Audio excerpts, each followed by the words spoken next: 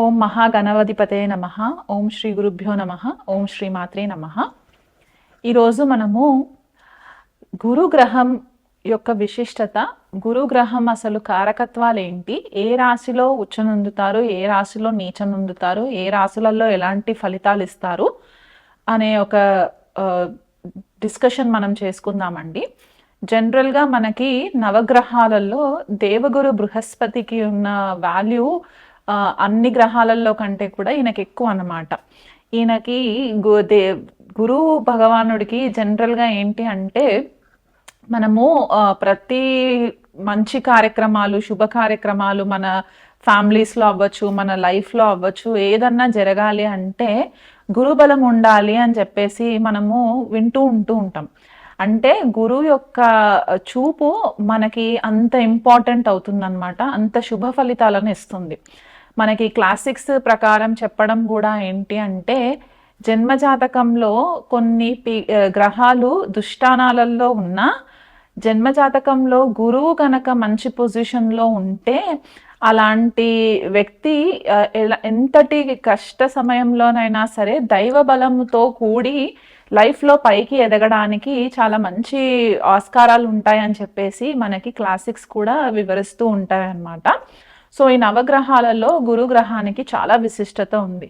మన లైఫ్లో మంచి గురువులు తారసపడాలన్నా, గురువు యొక్క బ్లెస్సింగ్స్ మనకు ఉండాలన్నా, లేకపోతే అంటే గురువు రూపేణ అంటే నార్మల్గా బ్రాహ్మణులు గురువు రూపంగా కాకుండా మనకి విద్య బోధించే ప్రతి ఒక్కళ్ళు కూడా మనకి గురువుకి సంబంధించిన వాళ్ళే అవుతారు. కాబట్టి మనకి కష్ట సమయంలో ఎవరొచ్చి మనకి మంచి మాట చెప్పినా వాళ్ళని కూడా మనము గురుతుల్య మనుషుల్లాగానే మనం కన్సిడర్ చేసుకోవడానికి కూడా వీలుంటుంది. కాబట్టి అలాంటి ఒక గురువు బ్లెస్సింగ్స్ మన లైఫ్లో ఉండాలి అంటే జన్మజాతకంలో గురువు యొక్క ప్లేస్మెంట్ మనకి చాలా ఇంపార్టెంట్ అవుతుందన్నమాట. అయితే జనరల్గా మనకి గురువు కారకత్వాలు ఏంటి? గురువు ధనకారకుడు, న్యాచురల్ ధనకారకుడు అనమాట. సో మనకి ఈ ద్వితీయ స్థానంలో ఉండే కారకత్వానికి సంబంధించి ఏదైతే అబండెన్స్, ప్రాస్పెరిటీ, మంచి హ్యాపీనెస్ లైఫ్లో ఉండడానికి, శుభ ఫలితాలు, ఎప్పుడు చూసినా లైఫ్ అంతా ఎంజాయ్ చేస్తూ సాఫీగా ఉండే లైఫ్ లీడ్ చేయడానికి కారణము మనకి గురువు అవుతారనమాట.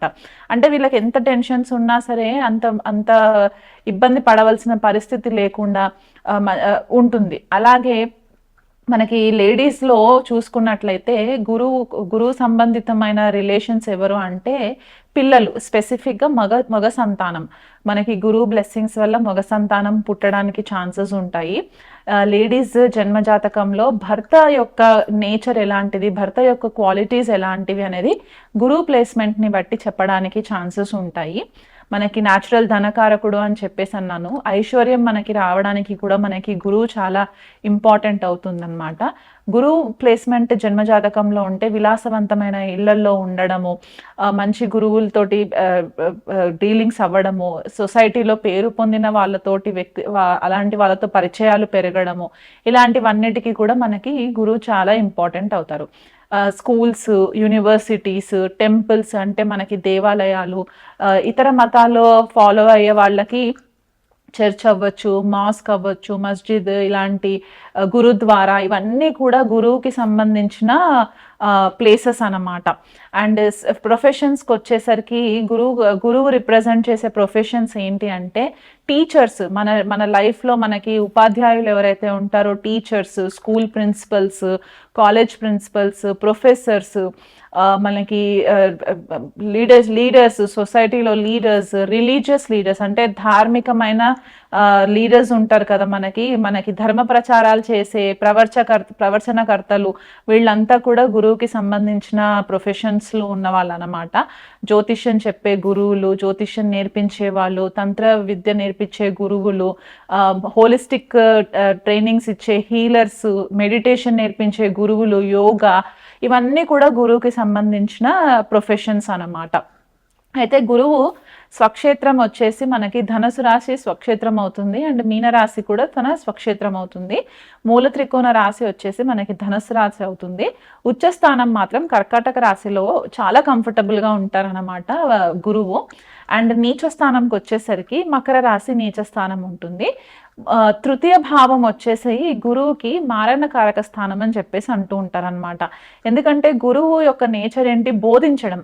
అది ఎలాంటిదైనా సరే మనకి టీచింగ్ ఇవ్వడము, అది మనకి గురువు ఇస్తారు కాబట్టి విజ్డమ్ని పెంచుకోవడానికి, హ్యూమానిటీ పెంచుకోవడానికి మనకి గురువు కారణం అవుతారు. ఇప్పుడు తృతీయ భావానికి వచ్చేసరికి ఏంటి అంటే మన పరాక్రమ భావం. మనము ఎంతగా మనము లైఫ్ని మనము విల్ పవర్ తోటి ఛేదించగలము, మనకి కరేజ్ ఎంత ఉంటుంది, మన ధైర్య సాహసాలు ఏంటి, ఇవన్నీ కూడా మనకి తృతీయ భావం నుంచి చూస్తారు. కాబట్టి జనరల్గా గురువు ఇక్కడ అంతగా యోగించడం అన్నమాట తృతీయ భావంలో. అందుకే మరణకారక స్థానము అని చెప్పేసి మనకి తృతీయ భావానికి గురువుకి కనెక్షన్ ఇవ్వబడింది.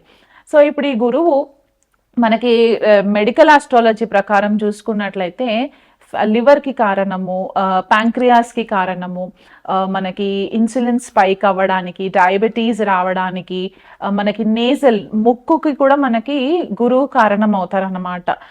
మన శ్వాస ఎలా పీల్చుకుంటున్నాం, ఎందుకంటే జీవకారకుడు గురువు అని చెప్పేసి చెప్తూ ఉంటాం కదా. మనం ఆక్సిజన్ లేకపోతే మనకి లైఫ్ ఉండదు. సో ఇక్కడ మనం ఆక్సిజన్ ఎలా పీల్చుకుంటాం? ముక్కుతో ఆక్సిజన్ పీల్చుకుంటాం. కాబట్టి ఆ నేసల్ ప్యాసేజ్ ఏదైతే ఉంటుందో ఇదంతా కూడా గురువుకి కారకత్వాస్ కిందికే వస్తాయి అన్నమాట.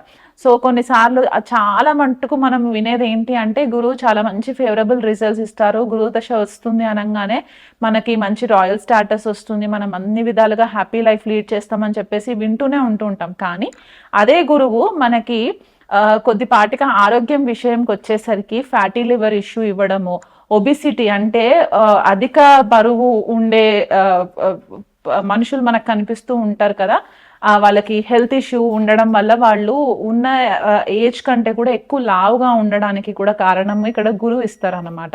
సో గురువు కనుక మనకి కొంచెము ఎఫ్లిక్షన్ ఉంటే, అంటే నీచలో ఉన్న లేకపోతే శత్రుక్షేత్రాలలో ఉంటే కనుక కొద్దిగా మనకి లివర్కి సంబంధించి ఇబ్బందులు, డయాబెటీస్, హైపర్ టెన్షన్, కొన్నిసార్లు యాంగ్జైటీ, స్ట్రెస్, ఇలాంటి ప్రాబ్లమ్స్, తొందరగా టెన్షన్ పడడము, ఇలాంటివి కూడా ఇచ్చే ఛాన్సెస్ మనకి కనిపిస్తాయి. నేజల్కి సంబంధించి సైనస్ ఇష్యూస్ రావడము కూడా గురువుకి కొద్దిగా మనకి కనెక్టివిటీ ఉంటుంది. ఎందుకంటే ముక్కు భాగంకి ఆక్సిజన్ పీల్చుకోవడానికి విండ్ పైప్, ఇవన్నీ కూడా మనము గురువు అని చెప్పేసి అనుకున్నాం కదా. సో ఆ రకంగా చూసుకున్నప్పుడు ఏంటంటే కొద్దిగా జన్మజాతకంలో గనక గురువు పాపగ్రహ వీక్షణలో ఉన్న, పాపక్షేత్రాలలో ఉన్న, దుష్టానాలలో ఉన్నప్పుడు కొద్దిపాటిగా మనకి శ్వాసపూరితమైన ఇబ్బందులు కూడా రావడానికి గురువు కారణం చేస్తారనమాట. సో మనము బ్లైండ్గా గురువు పలానా రాశిలో ఉన్నారు కాబట్టి మంచి ఫేవరబుల్ రిజల్ట్స్ ఇస్తాయని చెప్పడానికి మనకి ఒక 1 పాయింట్ బేస్ చేసుకొని చెప్పడానికి లేదు. ఇండివిజువల్గా మనము మొత్తం జన్మ జాతకం కన్సిడరేషన్ చేసుకున్న తర్వాతే మనం ఆ కన్క్లూషన్కి రావాలన్నమాట. ఎందుకంటే కొన్ని లగ్నాలకి గురువు పాపి అవుతారు, శుభ గ్రహం కాదనమాట. కొన్ని లగ్నాలకి, ఫర్ ఎగ్జాంపుల్ తులా లగ్నంకి, మకర లగ్నానికి గురువు అంత మంచి ఫేవరబుల్ రిజల్ట్స్ ఇవ్వరు. సో అలాంటప్పుడు ఏమవుతుందంటే మనం ఏదైతే బ్లైండ్గా మనం క్లాసిక్స్ చెప్పిన రూల్ని బట్టి మనము ఫాలో అయిపోతే మనం కొద్దిగా అక్కడ ప్రెడిక్షన్స్లో కొద్దిగా ప్రాబ్లం రావడానికి ఛాన్సెస్ ఉంటాయి. సో జనరల్గా ఇప్పుడు మనము ఈ డీటెయిల్స్ బేసిక్ ఇన్ఫర్మేషన్ తెలుసుకున్నాం కాబట్టి గురువు మేషరాశి నుంచి మీనరాశి, అంటే గురువు మేషంలో ఉంటే ఎలాంటి రిజల్ట్స్ ఇస్తాయి, వృషభంలో ఉంటే ఎలాంటి రిజల్ట్స్ ఇస్తాయి అనేది ఇండివిజువల్గా మనం తెలుసుకునే ప్రయత్నం చేద్దాం. గురువు మీనరాశిలో ఉంటే గనక ఎలాంటి రిజల్ట్స్ ఇస్తాయి? జన్మజాతకంలో గురువు మీనరాశి అంటే తన స్వక్షేత్రంలో ఉండడం కాబట్టి మీనరాశి జనరల్గా కూడా మనకి జలతత్వ రాశిగా చెప్తూ ఉంటాము. లాస్ట్ సైన్ అన్నమాట మనకి కాలపురుష కుండలిలో చివరి రాశిగా చెప్తూ ఉంటాము. ఇక్కడ వీళ్ళు ఏంటంటే చాలా ఆధ్యాత్మికంగా చింతన ఎక్కువ ఉంటుందన్నమాట, ఆధ్యాత్మిక మార్గంలో ఎక్కువ ఉంటారు. ఇప్పుడు ధనుసు రాశిలో ఉండే గురువు ఏంటంటే ధార్మికమైన, ధర్మబద్ధంగా వాళ్ళ ధర్మాన్ని ఏదైతే బిలీఫ్ ఉంటుందో దాన్ని ఫాలో అవుతారు. ఇక్కడికి వచ్చేసరికి ఏంటంటే మీనరాశిలోకి ఆధ్యాత్మికత ఉంటుంది. అంటే ఆధ్యాత్మికత అంటే హయ్యర్ కాన్షియస్నెస్ అనేది ఎక్కువ ఉంటుంది అనమాట వీళ్ళకి. రిలీజన్ కంటే స్పిరిచువాలిటీ హై లెవెల్కి వచ్చేసరికి హయ్యర్ కాన్షియస్నెస్ అనేది చాలా మనకి ఎక్స్పాన్షన్ అవుతుంది. కాబట్టి ఈ గురువు మీనరాశిలో ఉన్నప్పుడు ఏంటంటే అన్ని మతాల వాళ్ళు, అన్ని రాశుల వాళ్ళు కూడా ఒకటే లెవెల్ యూనివర్సల్ లా ప్రకారమే ఫాలో అవుతారు అన్ని జీవరాశులు అనే ఒక మైండ్ సెట్ ఉంటుంది. ఇతర మతాలను కూడా వీళ్ళు చాలా రెస్పెక్ట్ఫుల్ గా ట్రీట్ చేస్తూ ఉంటారు. ఏ స్పెసిఫిక్ రిలీజన్ ని కూడా వీళ్ళు ఫాలో అవ్వడానికి అంత ఇష్టపడరు అనమాట. అన్ని రిలీజన్స్ ని కూడా వీళ్ళు టెస్ట్ చేస్తారు బేసికల్ గా. అది కాకుండా ఆధ్యాత్మికమైన గురువుల పరిచయాలు పెరగడము, మంచి రైటర్స్ లాగా స్థిరపడము, సైన్స్ ఫిక్షన్ కి సంబంధించి రైటర్స్ లాగా అవ్వడము. మనకి అంటే హ్యారీ పాటర్ సిరీస్ ఉంటే గనక హ్యారీ పాటర్ బుక్స్ రాసిన జేకే రౌలింగ్ అనే ఆథర్ కి కూడా మనకి గురువు మీనరాశిలో ఉండడం అనేది కనిపిస్తుంది అనమాట. అంటే వీళ్ళ క్రియేటివ్ థింకింగ్, ఈ మిస్టిసిజం, డీప్ ఇన్నర్ విజ్డమ్ అనేది గురువు మీనరాశిలో ఉన్నప్పుడు మనకి కనిపించే పాసిబిలిటీస్ అనమాట. సో వీళ్ళ క్రియేటివ్ రైటింగ్, జర్నలింగ్ ఏదైతే ఉంటుందో, వీళ్ళు ఏదైతే చెప్పాలనుకుంటున్నారో కొద్దిగా కమ్యూనికేట్ చేయలేని పరిస్థితులు ఉన్నప్పుడు వీళ్ళకి రాయడం అనేది కూడా ఇంట్రెస్ట్ కనిపిస్తుంది. కాబట్టి ఇక్కడ గురువు చాలా కంఫర్టబుల్, మంచి రిజల్ట్స్ ఇవ్వడానికి ఛాన్సెస్ ఉంటాయి. వీళ్ళు హీలర్స్గా, మంచి డాక్టర్స్గా, హీలర్స్గా, మెడిటేషన్, యోగా ప్రాక్టీషనర్స్గా ఉండడానికి కూడా ఆస్కారం ఎక్కువ ఉంటుంది. సైకాలజిస్టులు, సోషల్ చారిటీ వర్క్ చేసేవాళ్ళు, ఎన్జిఓస్కి వర్క్ చేసేవాళ్ళు, డాక్టర్స్, ఇలాంటి ప్రొఫెషన్స్లో ఉండడానికి గురువు మీనరాశిలో ఉన్న వాళ్ళకి మనకి కనిపిస్తుంది. నెగిటివ్ సైడ్కి వచ్చేసరికి ఏంటంటే ఓవర్ ఇమోషనల్గా డిపెండ్ అయిపోవడము, ఎదుటి వ్యక్తి పైన ఇమోషనల్గా సపోర్ట్ కోరుకోవడము, తనని తాను ఇమోషనల్ సపోర్ట్ లేకుండా ఉండడము, తనని తాను ప్రేమించలేకపోవడము, ఇలాంటివి కొద్దిగా జరిగే ఛాన్సెస్ ఉంటాయి.